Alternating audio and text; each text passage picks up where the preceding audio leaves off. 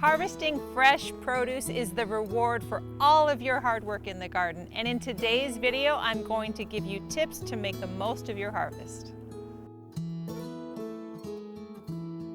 Did you know that when you harvest your crops makes a difference in how long they'll last?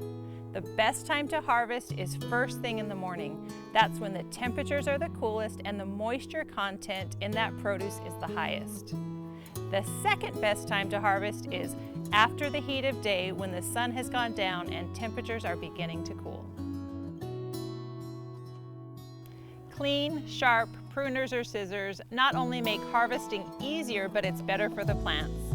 A clean cut heals easier and is less likely to spread disease. You've worked so hard to get to harvest time, don't let that crop go to waste. Picking young and often encourages the plant to produce more, and then you can have more harvest. Leaving those peas or beans on the plant tells the plant that its job is done and it doesn't need to produce anymore. Learn more about each of the crops you're growing. Learn the best time to harvest and what a ripe vegetable looks like. The benefits of growing your own vegetables is that you get to pick them at the peak of ripeness. You can pick them and take them inside or eat them in the garden right away when the flavor is the best. Don't let that opportunity go to waste.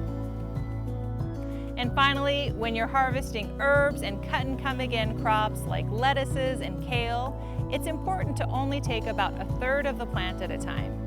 Leave those other leaves on the plant to get energy to produce more harvest.